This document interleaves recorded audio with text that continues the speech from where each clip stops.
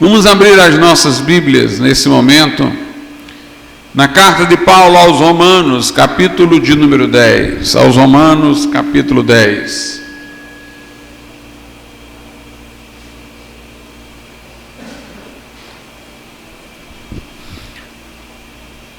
Leremos os versículos 8, 9, 10, 11, 12 e 13, do 8 ao 13. Diz assim a Escritura Sagrada, Romanos 10, do 8 ao 13. Mas que diz? A palavra está junto de ti, na tua boca e no teu coração. Esta é a palavra da fé que pregamos, a saber, se com a tua boca confessares ao Senhor Jesus, e em teu coração creres que Deus o ressuscitou dentre os mortos, serás salvo. Visto que com o coração se crê para a justiça, e com a boca se faz confissão para a salvação. Porque a Escritura diz, todo aquele que nele crê não será confundido. Porque não há diferença entre judeu e grego, porque um mesmo é o Senhor de todos, rico para com todos os que o invocam. Porque todo aquele que invocar o nome do Senhor será salvo. Podeis assentar.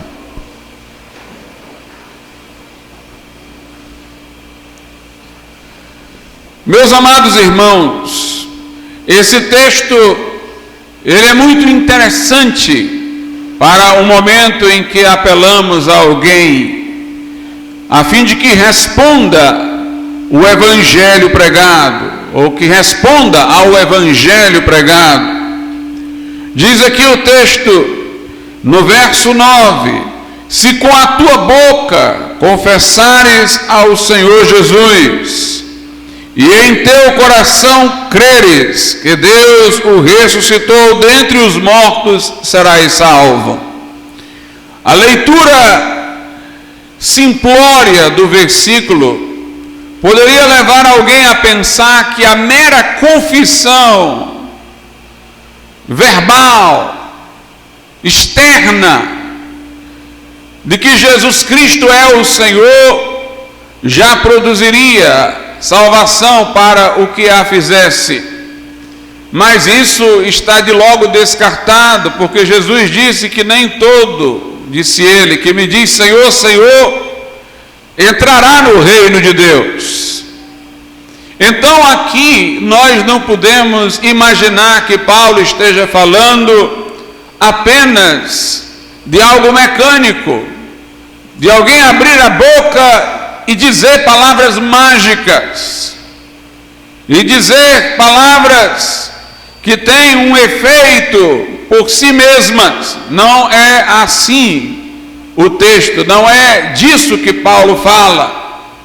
E para nós entendermos as Escrituras, nós temos que comparar versículo com versículo, contextualizar um versículo no todo da Bíblia. E como eu disse, se nós temos um versículo em que o próprio Jesus disse que nem todo que diz Senhor, Senhor entrará no reino de Deus, então eu tenho que já daí partir do pressuposto que essa confissão de que Jesus é o Senhor aqui não é apenas a externação do dizer, envolve algo mais. Inclusive porque na continuidade diz: e em teu coração creres que Deus o ressuscitou dentre os mortos, serás salvo. Aqui já aparece alguma coisa além da boca, aparece o coração.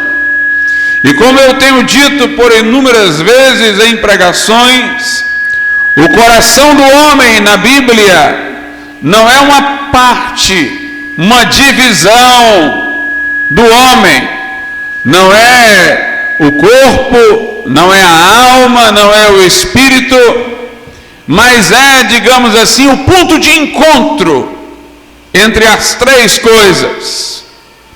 É o centro da humanidade. O coração é onde se encontram emoções, vontade, entendimento, é onde se define a nossa identidade, a parte mais recôndita do nosso ser, é o centro de integração de todas as dimensões do ser humano. Portanto, o lugar de onde irrompe a fé não é setorial, é global. Não trata-se aqui de uma fé residente apenas no intelecto, consistente na compreensão de doutrinas, nem uma fé meramente emocional, um instinto de sobrevivência que na necessidade, dificuldade, leva o homem a gritar por socorro em qualquer direção, inclusive para Deus. Não é, portanto, uma fé que esteja só na emoção, só no intelecto. É algo muito mais profundo, é algo que vem do íntimo do homem, envolve todos os aspectos do homem: vontade, intelecto, emoções e até o corpo, na medida em que se reflete numa confissão. Se com a tua boca confessares ao Senhor Jesus Cristo e em teu coração creres que Deus o ressuscitou dentre os mortos, serás salvo.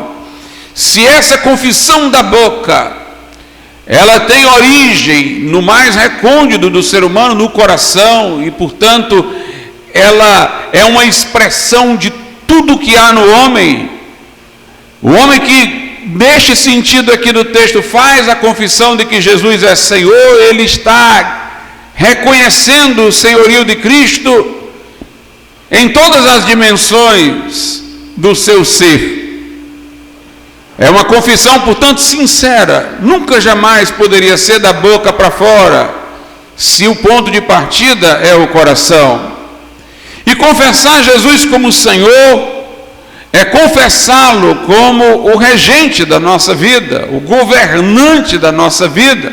Mais do que isso, é reconhecer que somos dele, que ele é o nosso possuidor. Portanto, nós não somos mais vistos por nós mesmos como os donos do nosso próprio caminho, mas estamos inteiramente submetidos ao governo de Jesus Cristo. Reconhecemos sua possessão sobre nós. Essa confissão de que Jesus é o Senhor é uma confissão relacional, porque quando eu digo que Jesus é o Senhor, eu estou dizendo algo de mim também. Eu estou dizendo que eu sou servo. São termos relacionais, pai e filho. Não há pai se não houver filho. Senhor e servo, não há senhor se não houver servo, e ninguém é servo se não houver um senhor. Portanto, eu estou me apresentando como servo. É isso que muitas vezes as pessoas não reconhecem quando elas tomam o versículo só como uma expressão verbal. Dizer que Jesus é Senhor. Dizer que Jesus é Senhor significa que eu estou me apresentando como servo. E se a confissão vem do mais íntimo do coração, então eu estou me apresentando como servo sem reserva nenhuma. Sem que eu diga: Senhor, minha vida te pertence, menos desse aspecto. Não existem reservas, não. Eu estou me entregando inteiramente como servo, sem reservas.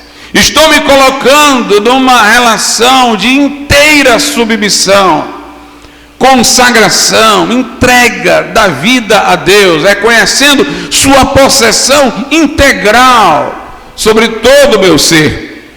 Mas para que o evangelismo seja frutífero, ainda assim isso não seria bastante de dizer para que alguém chegasse à salvação.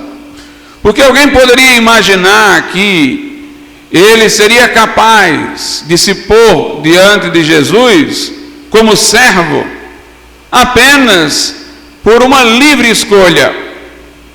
Mas eu quero que os irmãos entendam que quem somos nós para nos apresentarmos a Deus como servos, se nós, seres humanos, somos transgressores, pecadores? Há uma parede, uma muralha de separação entre a humanidade e Deus, que foi construída, erigida pelo pecado. É a culpa pela qual Deus se coloca numa outra relação conosco, a de juiz, e nós estamos diante dele como réus. Imagine como seria ridículo, despropositado, que uma pessoa que estivesse sendo acusada de um crime, réu num tribunal, olhasse para o juiz que ia julgá-la e dissesse: eu quero que você seja o meu senhor, eu quero ser seu servo. Não faria sentido. A relação de juiz e réu torna imprópria a relação concomitante de senhor e servo.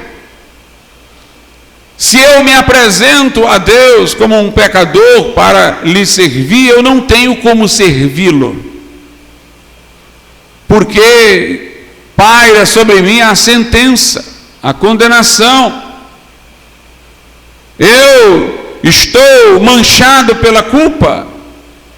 Como eu poderia ser aceito por Deus para ser seu servo, para servi-lo, quando deveria ser condenado por Ele? Portanto, presume-se que haja alguma coisa que tenha acontecido que quebrou esta barreira do pecado e da culpa, para que eu agora possa me apresentar a Deus como servo. Por isso que em Romanos 10, verso 17, diz assim: de sorte que a fé é pelo ouvir, e o ouvir pela palavra de Deus. O que o apóstolo quer dizer é que esta fé de que ele fala, pela qual eu confesso Jesus Cristo como Senhor e em meu coração creio em sua ressurreição, essa fé é uma fé esclarecida pela palavra. É uma fé que não é apenas um grito de socorro instintivo, nem é simplesmente uma vontade que eu tenho, porque assim desejo, de chegar e dizer: Senhor, me aceita, eu quero ser teu servo. Não. Para eu tomar esta decisão, eu fui esclarecido de coisas pela palavra.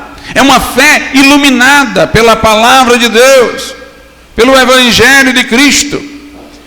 Eu tenho que confessar Jesus como Senhor e me colocar diante de Deus para ser seu servo, entregando minha vida a Ele, entendendo por que razões Ele iria me aceitar.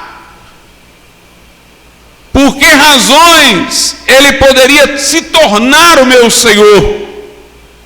Porque existem razões, já que há um obstáculo no meu relacionamento com Deus, que é o pecado e a culpa. Mas a Bíblia nos ensina que Deus enviou Jesus, o seu Filho, que se encarnou, se fez homem.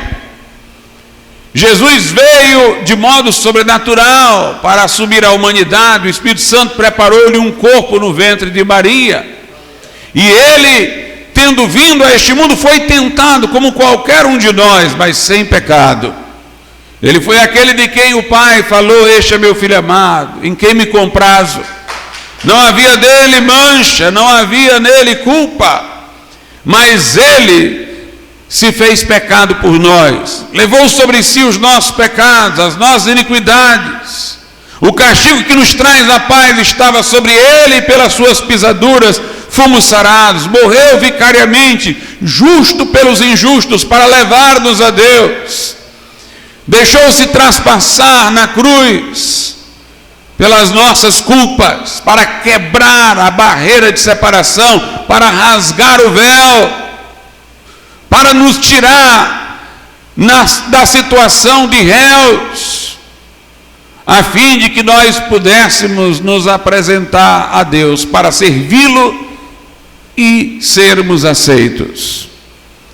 Portanto, esta fé que confessa Jesus como Senhor é uma fé que confia no que Ele fez na cruz, confia na eficácia de seu sangue vertido para a remissão dos pecados, confia que o sacrifício de Jesus foi perfeito e completo, que o sangue de Jesus, como diz João, pode nos purificar de todo o pecado, que Ele é o Cordeiro de Deus que tira o pecado do mundo. É uma fé que vem pela palavra de Deus, esclarecida pela palavra de Deus, do que Jesus Cristo fez.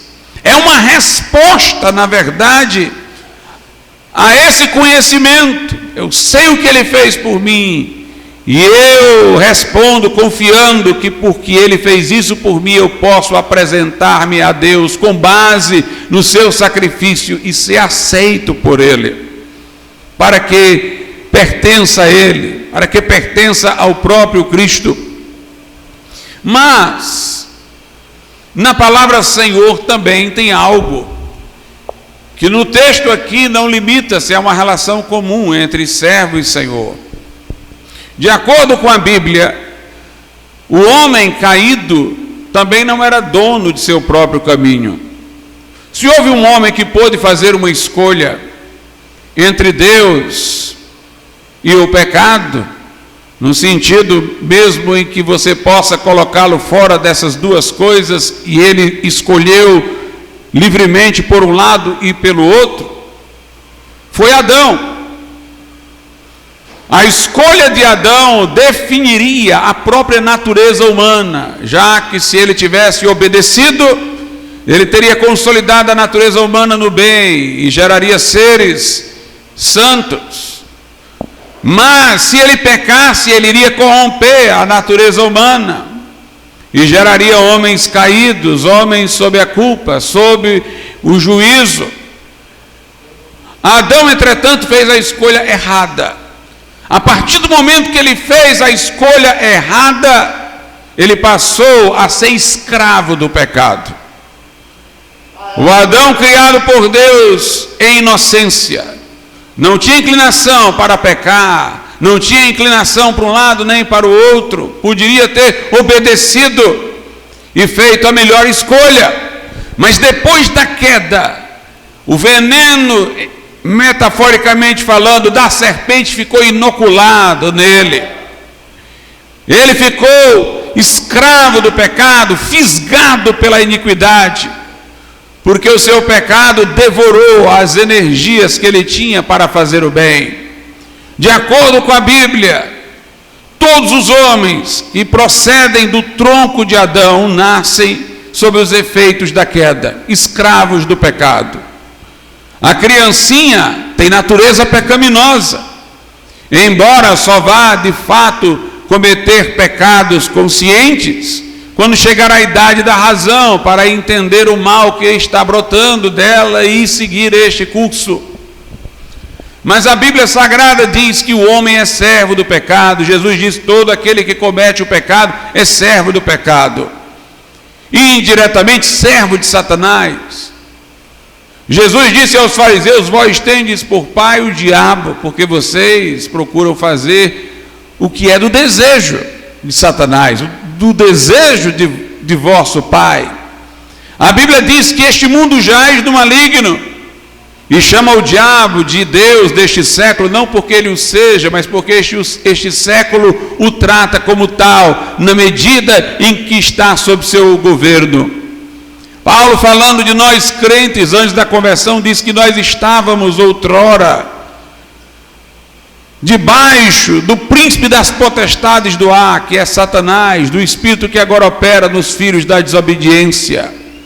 Em Romanos 7, Paulo descreve o homem caído dizendo que ele pode querer fazer o bem, porque assim recomenda a lei de seu entendimento, mas ele acha em sua carne outra lei que o arrasta prisioneiro, cativo do pecado. E Paulo, que era antes de converter-se a Cristo um homem religioso judeu e procurava seguir os mandamentos, ele disse: eu não faço o bem que quero, mas o mal que não quero, este faço. Porque querendo fazer o bem, o mal está comigo. Porque em mim mesmo, isto é, na minha carne, não habita bem algum. Paulo diz: os que estão na carne não podem agradar a Deus. A inclinação da carne é inimizade contra Deus. Então não pense o homem que ele está livre. ele está sob uma servidão. Mas Jesus veio para nos resgatar. A palavra usada na Bíblia para resgate, redenção, é um termo que era usado para a compra de um escravo. Mas era a compra de um escravo que ia sair de um dono para vir para outro dono. Nossa condição, portanto, era tal que nós só poderíamos sair da servidão do pecado, do mal, de Satanás, dos efeitos da queda, se nós fôssemos resgatados por um preço, tirados dessa situação e trazidos para um patrão melhor, para um Senhor que nos fosse benevolente. E Jesus Cristo lá na cruz pagou este preço, o preço da redenção. O que nos impedia de pertencer a Deus era a culpa, mas Ele pagou o preço pela nossa culpa. Recebeu a sentença que era para nós, para absolvendo-nos da culpa do pecado, nos trazer de volta para Deus. Pedro diz: não foi com ouro nem com prata que fostes resgatados da vossa vã maneira de viver, mas com o precioso sangue de Jesus Cristo. O crente é alguém que reconhece o preço pago, o sangue vertido. Ele aceita o preço como válido por si mesmo, para si mesmo. E ele então entende que agora ele pode chamar Jesus de Senhor. Na verdade, quando você chama Jesus de Senhor, você está reconhecendo o sacrifício de Cristo na cruz. Você está reconhecendo o preço do resgate pago. Jesus disse: o Filho do Homem não veio para ser servido, mas para servir e dar a sua vida em resgate por muitos. Confessar que Jesus é Senhor é dizer: eu aceito o sacrifício de Jesus Cristo por mim. Eu agora reconheço o Senhor como o meu dono, como o meu proprietário. Eu agora lhe sou servo. É aceitar sair da servidão do pecado para aceitar servir a Jesus Cristo. Paulo diz aos de Corinto: fostes comprados por bom preço, agora glorificai a Deus no vosso corpo e no vosso espírito, os quais pertencem a Deus. Veja que essa confissão requer que nós entendamos tudo isso. Essa fé aqui é uma fé iluminada pela palavra, vem pelo ouvir a palavra, que entende tudo isso. O leitor que seleciona o versículo, recorta de seu contexto, fica achando que isso é uma fórmula. Mas na verdade aqui esta confissão de que Jesus é o Senhor procede do mais íntimo do ser do homem, do coração, e ela é esclarecida. Ele entendeu que havia um obstáculo, mas foi derrubado. Ele entendeu que estava sob uma servidão e que Jesus Cristo veio para resgatá-lo dessa servidão e colocá-lo numa outra. E ele então responde ao preço pago na cruz, aceitando a seu favor e reconhecendo que Jesus agora é o dono de sua vida, apresentando-se como servo, apresentando sua vida para pertencer a Cristo. Essa é a fé de que trata este texto, mas envolve mais do que isso. Veja só, mesmo que Jesus Cristo tenha morrido por mim na cruz para cancelar os meus pecados, absolver-me de culpa, para que agora eu possa me apresentar a Deus como servo, sem obstáculos, reconhecer o seu senhorio porque Ele pagou o preço por mim. Confessá-lo como Senhor é reconhecer o preço que Ele pagou por mim como um preço eficaz para a minha vida. Mesmo que eu, com tudo isso, me apresentasse como servo, o que garantiria que eu conseguiria obedecê-lo em suas ordens, que eu conseguiria servi-lo em obediência, se até agora o meu caminho foi de transgressão, de desobediência.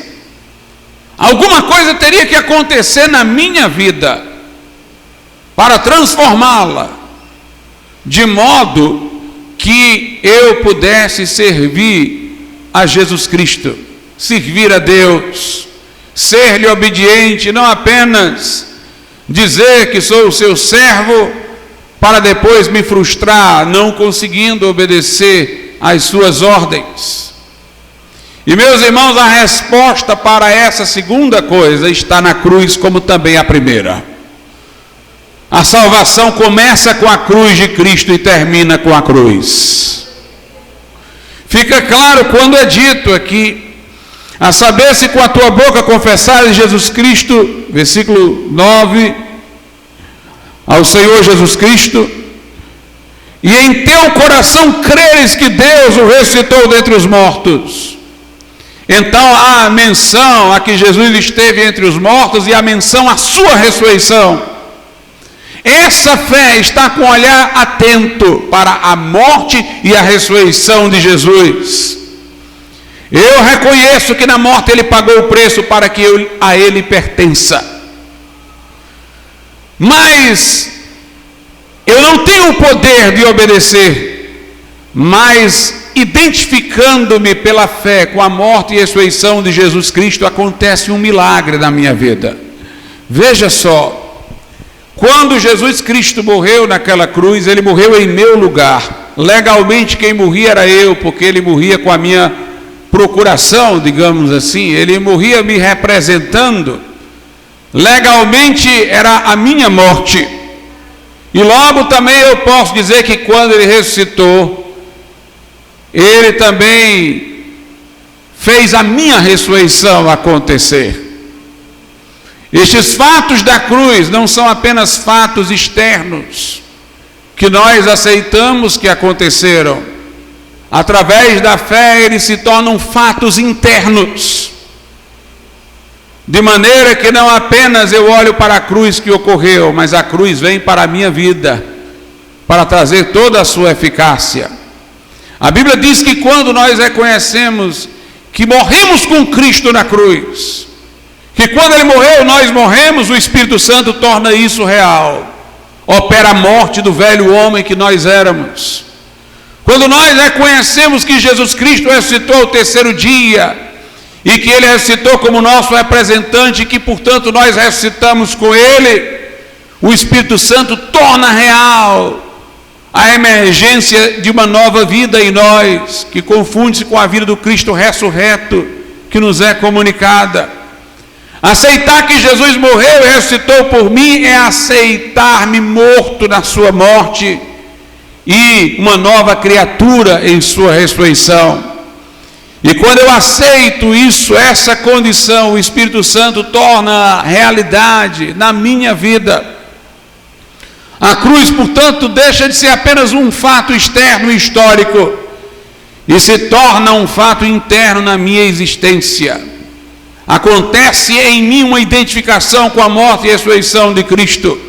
Paulo disse: fomos plantados com ele à semelhança de sua morte, e seremos plantados com ele à semelhança de sua ressurreição. É isso que é representado nas águas do batismo, quando imergimos uma pessoa e a trazemos de volta das águas. Ela está naquele ato, reconhecendo que ela morreu com Cristo, e que aquele que está sendo levantado das águas agora é uma nova criatura com Jesus Cristo, em Jesus Cristo. Em Romanos capítulo de número 6, versículo 6, a Bíblia diz assim: sabendo isto mesmo, que o nosso velho homem foi com ele crucificado, para que o corpo do pecado seja desfeito, para que não sirvamos mais ao pecado. Agora vamos servir a Cristo. Tem três palavras-chave aqui em Romanos 6,6. O nosso velho homem que foi crucificado com ele, o corpo do pecado que vai ser desfeito e o pecado a que nós não iremos mais servir. O pecado, irmãos, representa exatamente a natureza caída. O velho homem, aquela identidade que nós havíamos tido antes da conversão, o corpo do pecado aqui chamado é o corpo que serve ao pecado, é o corpo que é apresentado ao pecado para realizar os atos que o pecado atrai para fazer. 3 coisas. Então, quando eu entrego minha vida a Jesus Cristo, esclarecido pela palavra de Deus, eu reconheço que naquela cruz de Cristo eu morri. Quando eu reconheço isso, o Espírito Santo torna isso real. Morre o velho homem. Não sou eu que vai matar o velho homem, por isso que eu não sou budista. O budista diz, você tem que matar o ego, negar o ego. Nós não matamos nada. Jesus já venceu o velho homem na cruz. Eu tenho é que saber disso, como diz o texto, sabendo. Envolve um esclarecimento. Agora eu sei que quando Jesus morreu, eu morri. O eu de que fala é aquele velho homem que eu era, que foi sentenciado. Jesus morreu no lugar dele, então legalmente ele morreu. Eu aceito que o velho homem morreu na cruz de Cristo. E quando eu aceito, então ele é vencido, porque o Espírito Santo opera a morte do velho homem. E agora, se o velho homem morreu, há um novo homem. Este novo homem não serve ao pecado.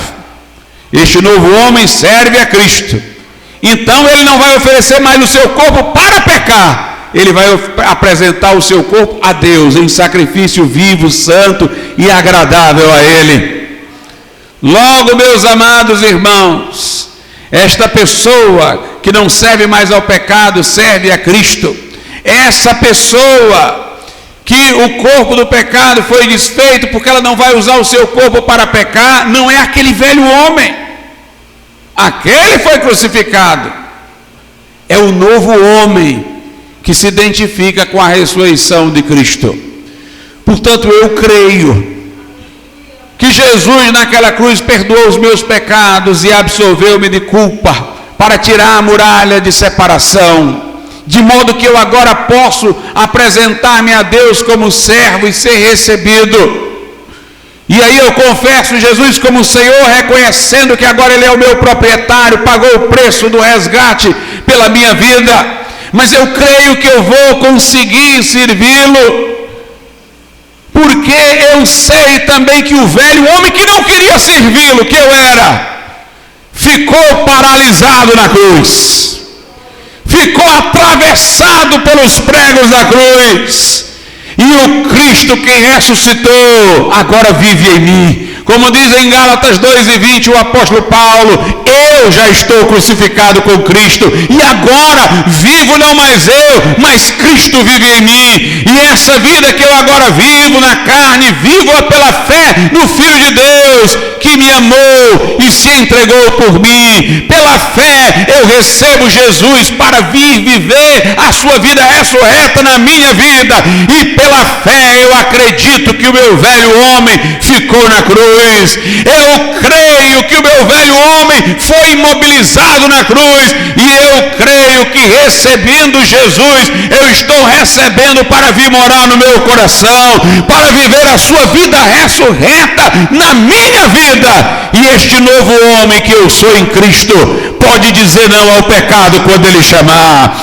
Este novo homem pode dizer não ao pecado. Considerai-vos mortos ao pecado e vivos para Deus em Jesus Cristo, diz a Bíblia.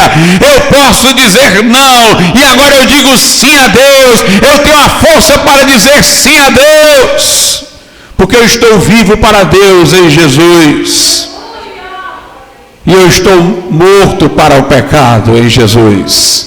Aquele que está em Cristo, nova criatura é. as coisas velhas já passaram, eis que tudo se fez novo. Diz 2 Coríntios 5,17. Em Romanos 8 diz: porque a lei do Espírito de vida em Cristo Jesus nos livrou da lei do pecado e da morte.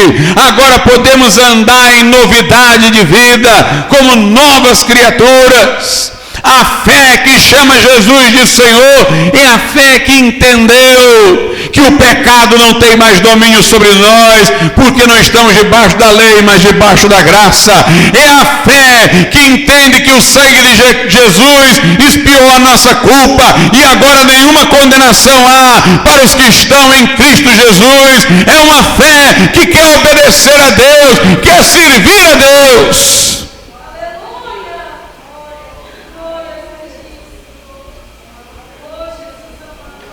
Os homens servem ao pecado, mas eu duvidaria muito que alguém escrevesse uma carta e dizia: eu, servo do pecado. Duvido. Os pecadores não têm orgulho de servirem ao pecado, mas os que servem a Cristo se alegram de servi-lo. Paulo escreve a Timóteo e diz: eu, Paulo, prisioneiro de Jesus Cristo. É um privilégio. É um privilégio ser seu escravo. Jesus disse assim: vinde a mim todos vós que estáis cansados e sobrecarregados. Estava se dirigindo aos homens que serviam ao pecado. O pecado parece prazeroso num momento, mas ele vai criando um fardo de culpa, um fardo de vazio de sentido, que vai levando à depressão, à opressão. Jovens, cantarolantes do pecado, em idade juvenil, são os velhos deprimidos e sem direção. Se continuarem no mesmo caminho, o fardo vai crescendo. Jesus diz: vinde a mim, todos vocês que estão cansados e oprimidos. Oprimidos por quê? Pelo jugo do diabo, pelo jugo do pecado. Aí ele diz: e eu vos aliviarei. Eu vou libertar vocês dessa escravidão, desse jugo. Aí ele diz: tomai sobre vós o meu jugo. O jugo é a correia que se punha no pescoço do escravo. Jesus não vem para nos escravizar na marra, como se diz. Ele está chamando: tome o meu jugo, coloque, venham me servir. Me reconheçam como Senhor. Tomai sobre vós o meu jugo. Porque o meu jugo é suave. Geralmente o Senhor colocava um jugo apertado no pescoço, para o escravo não ter como fugir. Mas Jesus disse: o meu é suave, é frouxo. Porque quem entende o que é servir Jesus, irmão, não vai querer fugir dele. O meu jugo é suave, o meu fardo é leve. Tem um fardo? Tem. Porque nós somos perseguidos nesse mundo. O fardo não é Jesus que coloca, é o mundo que coloca. Quando nós servimos a Cristo, nós somos hostilizados.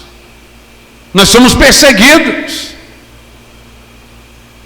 Enquanto que servindo ao pecado, é o próprio pecado que põe o fardo sobre a pessoa. Servindo a Cristo, Jesus não põe fardo nenhum sobre nós, mas o mundo vai pôr, porque vai nos hostilizar. Mas Jesus disse: o fardo é leve. Pastor, como é que o fardo é leve? Naquele tempo os cristãos eram jogados nas arenas romanas para serem devorados por leões. Se o crente é tão pesado, como é que é leve? É leve quando você compara ao que Jesus dá. O leve e o pesado não são termos absolutos, são termos comparativos. Paulo diz: a nossa leve e momentânea tribulação não pode se comparar ao eterno peso de glória. Aquilo que nós vamos ter no céu para sempre torna qualquer padecimento que tenhamos nessa vida leve. Ainda mais porque Jesus prometeu estar conosco nessas lutas. Ele vai conosco para o meio do fogo.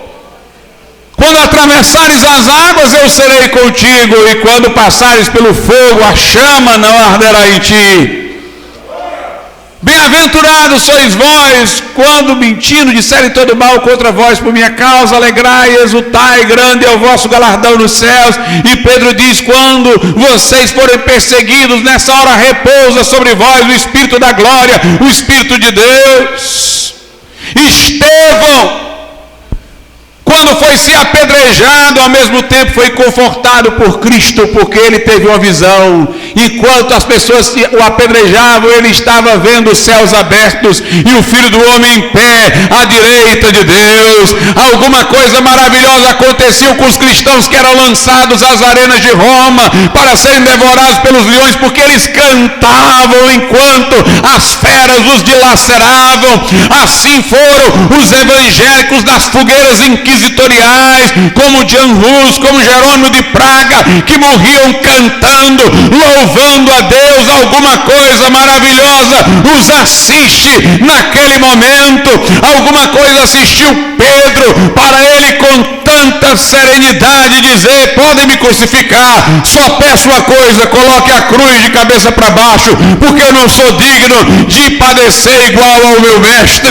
Paulo, meus amados irmãos, próximo de morrer, disse, combati o bom combate, acabei a carreira, guardei a fé, desde agora me está guardada a coroa da justiça, a coroa da justiça. Nada nos separará do amor de Deus que está em Cristo Jesus, nem a espada, nem a angústia, nem a vida, nem a morte, nem o presente, nem o porvir, nem qualquer outra criatura, nem a altura, nem a largura e nem a profundidade pode nos separar do amor de Deus que está em Cristo Jesus. O salmista disse, ainda que eu ande no vale da sombra da morte, não temerei mal algum, porque tu estás comigo, tua vara e teu cajado me consolam. O que Jesus dá, irmãos, é tão grande que qualquer fardo neste mundo, comparado com o que ele dá, é um fardo leve. Aleluia! Na presença do Senhor há fartura de alegria, e a sua mão direita há delícias perpetuamente. Asaf disse num dos salmos, a quem tenho eu no céu senão a ti, na terra não há outro a quem a minha alma deseje. O salmista disse, ainda que meu pai e minha mãe me desamparem, o Senhor me acolherá. É o amigo mais chegado que o irmão. Poderá ser que uma mãe despreze o filho de seu ventre, diz Isaías, mas Deus nunca jamais desprezará o seu povo. Não desprezará o seu povo. Portanto, é maravilhoso servir a Cristo. Pedro e João, quando foram açoitados por falarem do nome de Jesus, saíram louvando a Deus por terem sido achados dignos de padecer pelo nome do Senhor Jesus Cristo. É bom ter a Jesus como Senhor. Ele disse, o meu fardo é leve. Agora tem uma coisa interessante na Bíblia, irmãos. Nós devemos nos dirigir a Jesus Cristo como servos, chamando-o de Senhor, para que seja o nosso Senhor. Mas Ele vem a nós de uma outra maneira. Ele disse aos seus discípulos, uma vez, vocês me chamam de Senhor, e fazem certo, porque eu sou. Mas no outro momento ele disse, eu não vos chamo de Senhor, não vos chamo de servos, eu vos chamo de amigos. Porque o servo não sabe o que o seu Senhor vai fazer, mas aquilo que eu vou fazer eu compartilho com vocês. O filho pródigo da parábola viu a miséria do seu caminho, caiu em si, disse, levantar-me-ei, irei ter como o meu pai, e direi, pai, eu não sou digno de ser chamado teu filho, recebe-me entretanto como um dos teus servos, dos teus empregados. O filho pródigo quis voltar como servo. É uma prova de que o homem reconheceu o seu pecado, ele quer voltar como servo. Mas o pai foi que não o recebeu como servo. O avistou de longe, correu ao seu encontro, abraçou e o beijou. Lhe deu o sinal da herança. Chamou a todos para celebrar o seu regresso e disse: este meu filho estava morto e reviveu, estava perdido e foi achado. Nós chegamos de cabeça baixa, nós chegamos para ser escravos, e é assim que devemos nos dirigir a Deus, mas Ele é que nos recebe como filhos. Jesus nos recebe como amigos. Se com a tua boca confessares Jesus como Senhor, entendeu que Ele pagou o preço da tua redenção, que tua vida pertence a Ele, entendeu que tu morreste com Ele na cruz, e que agora há participação na vida ressurreta dEle, que te dá a condição de servi-lo, você confia no que a Bíblia está dizendo, confia em Jesus, entrega-se a Ele. Embora nós precisamos estar esclarecidos para tomar esta decisão, como o texto disse, a fé vem pelo ouvir, e ouvir a palavra de Deus. A fé não é dirigida à informação, a fé é esclarecida pela informação, mas a fé é na pessoa de Jesus. Nós não estamos convidando você a crer em dogmas, numa lição, numa exposição, mas a confiar numa pessoa, a pessoa de Jesus. Se tu com a tua boca confessares ao Senhor Jesus e em teu coração creres que Deus o ressuscitou dentre os mortos, por que eu devo crer nele ressurreto, além do fato de que a vida ressurreta dele me é comunicada? Porque se eu estou chamando-o de Senhor, eu creio que ele está vivo, eu estou me apresentando a um Senhor vivo, para ser seu servo. Essa fé aqui é pessoal. Por isso que fala em invocar e gritar por socorro. Você não grita por socorro para uma doutrina. Você não grita por socorro para uma receita, uma lição. Você grita por socorro para uma pessoa. E o versículos 12 e 13 diz: porquanto não há diferença entre judeu e grego, porque um é o mesmo Senhor de todos, rico para com todos que o invocam, porque todo aquele que invocar o nome do Senhor será salvo.